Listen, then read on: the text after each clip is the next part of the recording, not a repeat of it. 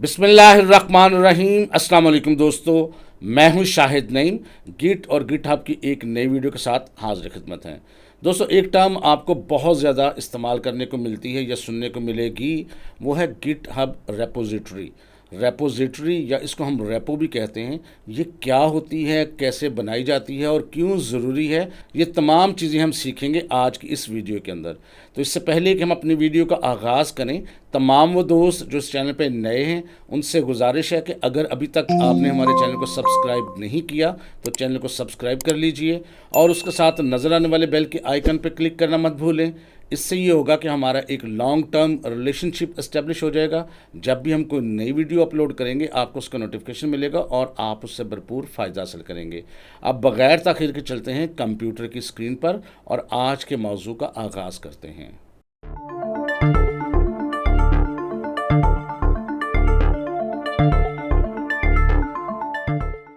तो दोस्तों, अब हम देखेंगे कि गिट हब रेपोजिटरी क्या होती है, क्यों ज़रूरी होती है और इसको बनाया कैसे जाता है। तो सबसे पहले हम देखते हैं कि ये गिट हब रेपोजिटरी होती क्या है। It is a digital folder for your project, यानी ये एक फ़ोल्डर होता है बिल्कुल उसी तरह जिस तरह आपका विंडोज़ के अंदर एक फ़ोल्डर होता है, डेस्कटॉप पे रखते हैं या सी ड्राइव पे रखते हैं।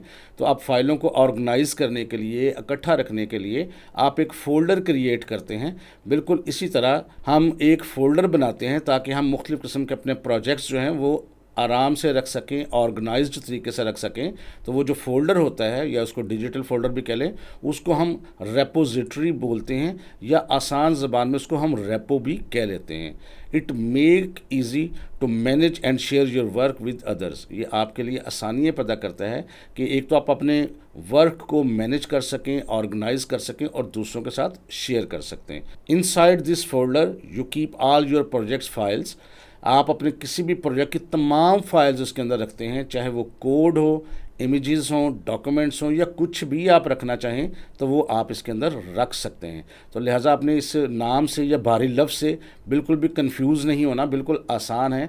तो गिट हब रेपोजिटरी से मुराद ये है कि एक फ़ोल्डर, और इसको हम आराम से या आसान ज़बान में रेपो भी कह सकते हैं। लिहाजा जब हम रेपो का लफ्ज़ यूज़ करें तो आपने इसको रेपोजिटरी ही समझना है।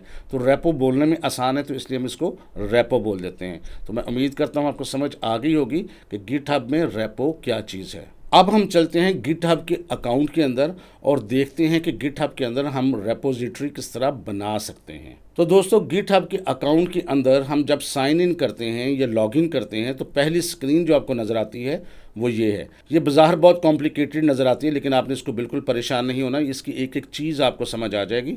तो आपने ये भी जहन में रखना है कि अगर आप इस स्क्रीन के अलावा कहीं क्लिक कर दें, किसी भी जगह क्लिक कर देते हैं तो ज़ाहिर है आप मुख्तलिफ़ जगहों पर पहुँच जाते हैं, लेकिन कभी भी आपको इस स्क्रीन पर वापस आना हो तो आप यहाँ पर देखेंगे बिल्कुल लेफ़्ट साइड पर ये जो आइकन का बटन बना हुआ है लाइनों वाला, इस पर आपने क्लिक करना है और इसके ऊपर होम का बटन होता है। अगर आपने इस पर क्लिक कर दिया तो आप इसी पेज पर वापस आ जाएंगे। इसी तरह यहाँ पर आप अगर रेपोजिटरी क्रिएट करना चाहें तो लेफ़्ट साइड पे देखें, ये ग्रीन बटन बना हुआ है, क्रिएट रेपोजिटरी का इसमें बटन बना हुआ है।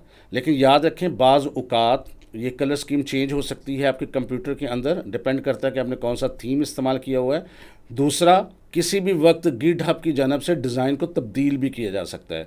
लिहाजा एक आसान तरीका ये भी है कि अगर आप राइट साइड पे देखें टॉप पे, तो आपको जो अपना नज़र आती है प्रोफाइल पिक्चर, अगर आप उस पर क्लिक करें तो उसके अंदर एक आपको आता है यूर प्रोफाइल। ये एक आसान तरीका है आपको किसी जगह पर पहुंचने का। तो मैं आपको रिकमेंड करूंगा कि आप हमेशा इस स्क्रीन पर पहुंच जाया करें, यहाँ से मुख्तलिफ़ चीज़ों की तरफ जाना आसान है। और अगर आप उसके टॉप पर देखें तो ओवरव्यू से आगे रेपोजिटरीज़ का एक आपको ऑप्शन नज़र आएगा, आपने एक दफ़ा इस पर क्लिक करना है तो आपके सामने इस तरह की स्क्रीन आएगी। यहाँ जितनी भी आपने रेपोजिटरीज़ बनाई होंगी वो आपके सामने होंगी, लेकिन यहाँ पर चूँकि हमारे पास कोई रेपो इस वक्त मौजूद नहीं है तो ये खाली है। अब यहाँ पर भी देखेंगे तो बिल्कुल आप अगर अपने राइट साइड पे देखें तो टॉप पर यहाँ न्यू का एक बटन नज़र आएगा। तो ये न्यू का बटन क्या करता है, ये आपकी नई रेपो क्रिएट करने के लिए इस्तेमाल होता है। आपने एक दफ़ा न्यू पे क्लिक करना है, उसके बाद आपके सामने इस किस्म की एक स्क्रीन आएगी, यहाँ लिखा हुआ है क्रिएट अ न्यू रेपोजिटरी। तो उसके बाद सबसे पहले आपको अपनी रेपोजिटरी यानी रेपो का नाम लिखना होता है। तो यहाँ पर मैं यहाँ लिखता हूँ नाम उसका तो यहाँ पर मैंने नाम लिखा है कि शाहिद नईम हाइफन या डैश डमी। डमी इसलिए रखा कि हम वैसे ही इसको बना रहे हैं, प्रैक्टिकली इसको ऐसा तो नहीं बना रहे। तो ये रेपोजिटरी जस्ट हम सीखने के लिए बना रहे हैं। उसके नेक्स्ट ऑप्शन नज़र आएगा डिस्क्रिप्शन। आप चाहें तो इसको खाली छोड़ सकते हैं, लेकिन यहाँ पर मैं एक छोटी सी लाइन टाइप कर देता हूँ। तो यहाँ पर मैंने मैसेज टाइप कर दिया है, न्यू रेपो इज़ क्रिएटेड, यानी नई रेपोजिटरी हमने बना ली है। उसके आगे दो ऑप्शन नज़र आएंगे आपको, पब्लिक एंड प्राइवेट। अगर आप चाहते हैं कि आपको रेपोजिटरी या आपकी जो फाइल्स हैं वो सिर्फ आप देख सकें, कोई दूसरा उस तक पहुंच ना सके, तो फिर आप इसको प्राइवेट कर सकते हैं। लेकिन अगर आप चाहते हैं कि दूसरे भी इससे फ़ायदा उठा सकें, दूसरे भी इसको देख सकें, तो वो इसको पब्लिक कर सकते हैं। तो मैं इसको पब्लिक ही रहने देता हूँ। तो लिहाजा इसको पब्लिक रहने देते हैं। आगे चलते हैं।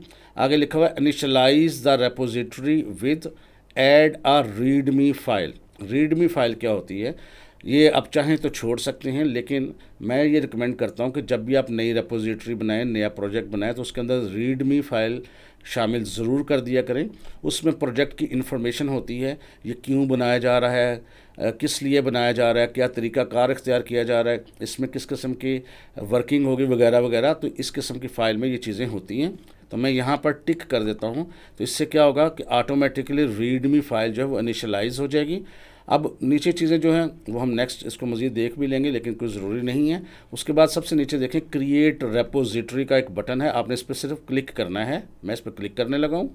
तो ये देखें थोड़ी ही देर बाद आपके सामने आपकी रेपोजिटरी मौजूद है। सबसे टॉप पर शाहिद नईम डैश डमी के नाम से रेपोजिटरी मौजूद है। उसके आगे पब्लिक लिखा हुआ है, जिसका मतलब है कि ये पब्लिक रेपोजिटरी है, कोई भी इसको देख सकता है। और नीचे जो है आप देखें यहाँ पर इनिशियल कमेंट लिखा हुआ है, और इनिशियल कमेंट के नीचे लिखा हुआ है readme.md। रीडमी फाइल का नाम है, उसकी एक्सटेंशन md है, जिसका मतलब होता है मार्क डाउन। तो उसके आगे लिखा हुआ है इनिशियल कमिट। अब कमिट क्या चीज़ है इसके बारे में अभी हम डिस्कस करते हैं। और उसके आगे लिखा हुआ नाउ, यानी ये अभी अभी बनी है। अब रीडमी फाइल के अंदर आपका यहाँ पर नाम है पहले रेपो का, और उसके बाद जो कमेंट हमने किया था ऊपर लिखा था डिस्क्रिप्शन में, वो यहाँ पर आ रहा है न्यू रेपो इज़ क्रिएटेड, जो हमने ऊपर लाइन में लिखा था। तो ये एक छोटी सी रेपोजिटरी बन गई है जिसके अंदर सिर्फ एक रीडमी के नाम की फ़ाइल है। अच्छा, अब यहाँ ऊपर मैंने आपको बताया था कि इनिशियल कमिट लिखा हुआ है। अब ये कमिट क्या चीज़ है इसको ज़रा समझ लेंगे, क्योंकि ये लफ्ज़ आपको बार बार सुनने को मिलेगा, कमिट। अब कमिट क्या चीज़ है इसको थोड़ा सा समझ लें, है बहुत आसान, लेकिन सिर्फ थोड़ा सा समझने की ज़रूरत है। तो अभी मैंने आपको बताया कि कमिट लफ्ज़ जो है वो बार बार आपको सुनने को मिल सकता है। तो बेसिकली दो लफ्ज़ जो हैं वो आपको बार बार सुनने को मिलेंगे। तो मैं आगाज़ में ही आपको बता देता हूँ। एक है ऐड, ये गिट की कमांड है, और एक है कमिट। ऐड और कमिट दोनों का कॉम्बिनेशन है। ये बेसिकली करते क्या हैं कि जब भी आप किसी कोड की फ़ाइल में या किसी भी फ़ाइल के अंदर कोई तब्दीली करना चाहें, तो तब्दीली दो हिस्सों में करते हैं।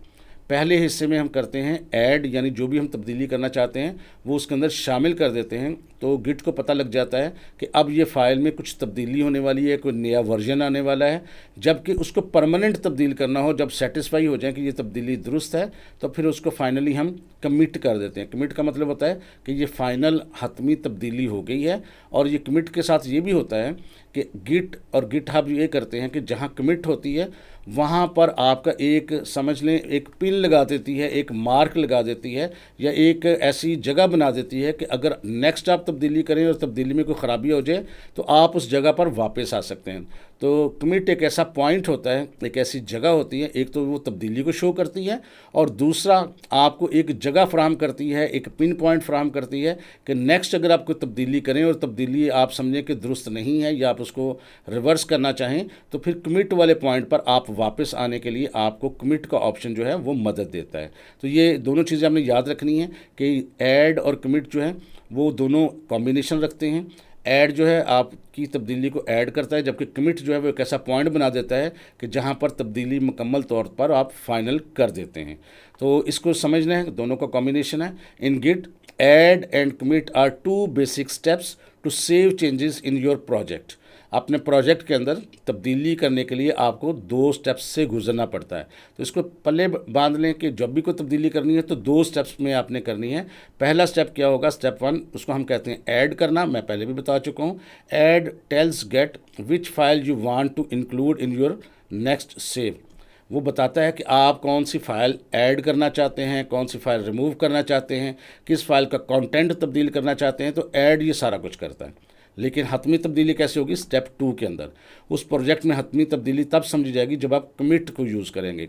Commit saves those changes with the message, और इसके साथ एक मैसेज भी होना ज़रूरी है कि आपने ये जो तब्दीली की है ये किसकी तरफ से की गई है, क्या तब्दील किया गया है। छोटी सी एक डिस्क्रिप्शन लिखनी होती है कि किसने की है, कब की है, क्यों की है, वगैरह वगैरह। So you have a record of what you did. तो इससे आपका एक रिकॉर्ड रहता है कि आपने पास्ट में अपने प्रोजेक्ट के साथ क्या क्या कब किया था। तो ये चीज़ें जहन में रखनी है कि जब भी कोई तब्दीली करनी है तो 2 हिस्सों में करनी है, ऐड के साथ और कमिट के साथ। लेकिन गिट की ये कमांड्स हैं। गिट अभी हमने पढ़ना शुरू नहीं किया, अभी हम गिट हब पर बात कर रहे हैं।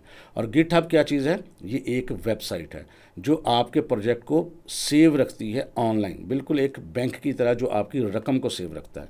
लेकिन यहाँ एक छोटी सी चीज़ भी याद रखनी है कि बेशक तब्दीली के लिए 2 स्टेप्स होते हैं, लेकिन आपकी जो गिट हब होती है वहाँ पर वो पहला स्टेप जो है स्किप कर सकते हैं या हो जाता है, और सिर्फ आपको कमिट ही करना होता है। We can skip step 1 in GitHub. GitHub में ये पहला स्टेप स्किप हो सकता है, यानी छोड़ सकते हैं इसको। And can use step 2 commit directly. हम डायरेक्टली किसी चीज़ को कमिट कर सकते हैं, यानी उसको तब्दील कर सकते हैं। अब तब्दील कर कैसे सकते हैं, इसके लिए दोबारा हम चलते हैं अपनी वेबसाइट में और कुछ तब्दील करके देखते हैं। तो हम अपनी रेपोजिटरी में आ चुके हैं। अच्छा, अगर आप फिर यहाँ से खो जाएं और आपको पता ना चले कि हम ये रेपोजिटरी में दोबारा कैसे आना है, मैं दोबारा आपको करके दिखाने लगा हूँ। राइट साइड पर अपनी प्रोफाइल पिक्चर पे क्लिक करें और योर प्रोफाइल पे क्लिक करें तो आपके सामने पता है आपको ये वाला पेज आ जाता है। अब यहाँ पर रेपोजिटरीज़ में कैसे आना है, अगर आप टॉप मेन्यू में देखें तो ओवरव्यू से आगे आपको रेपोजिटरीज़ का एक ऑप्शन नज़र आता है और वहाँ पर इस वक्त 1 लिखा हुआ है। आपने सिर्फ इस पर क्लिक करना है। जब आप इस पर क्लिक करेंगे तो जितनी भी आपको रेपोजिटरीज़ हैं वो यहाँ पर आ जाएंगी। चूँकि अभी हमने एक ही बनाई है तो यहाँ शाहिद नईम डैश डमी के नाम से है। अगर आप इस पर क्लिक कर देंगे तो अभी जिस पेज से हम मूव किए थे उसी पेज पर वापस आ जाएंगे। तो ये चीज़ है। अब हम क्या करते हैं, चूँकि इसमें एक फ़ाइल एक ही है, अब इसमें तब्दीली करके देखते हैं। लेकिन उससे पहले मैं आपको बताता चलूँ कि अभी यहाँ पर देखें readme.md के आगे इनिशियल कमिट के आगे अब लिखा हुआ है 5 मिनट्स अगो, 5 मिनट्स अगो। इसका मतलब है 5 मिनट पहले हमने ये फ़ाइल बनाई थी। और उसके आगे उससे टॉप लाइन पे भी मैं आपको एक चीज़ दिखाना चाहता हूँ जहाँ पर लिखा है विद शाहिद ने इनिशियल कमिट, और उसके आगे लिखा हुआ है 1 कमिट। ये आपको देखें 1 कमिट लिखा हुआ नज़र आया कि अभी तक हमने सिर्फ इसमें एक तब्दीली की है क्योंकि हमने सिर्फ इसको क्रिएट किया है।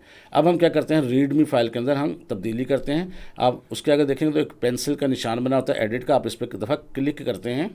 जब आप क्लिक करेंगे तो ये टेक्स्ट डॉक्यूमेंट है, तो टेक्स्ट की तरह आपको एक फ़ाइल नज़र आ जाएगी और यहाँ पर आप कोई भी तब्दीली करना चाहें, ये इनिशियल कमेंट बदलना चाहें बदलें, या एंटर प्रेस करके आप नई लाइन पे आते हैं। तो मैं यहाँ लिख देता हूँ क्रिएटेड बाय, और मैं अपना नाम लिख रहा हूँ। और अब जब इसको चेंजेस को हमने सेव करना हो तो आप बिल्कुल राइट साइड पे देखें, वहाँ लिखा होता है कमिट चेंजेस। यानी इसका मतलब होता है कि अपनी जो तब्दीली है उसको महफूज कर लें, सेव कर लें, और कैंसिल करना चाहें तो वो साथ लिखा ही हुआ है। तो ये देखें मैं अब दूसरी तब्दीली करने लगा हूँ। पहली तब्दीली थी हमारी कि हमने फ़ाइल बनाई थी, दूसरी तब्दीली अब इसको हम क्लिक करते हैं।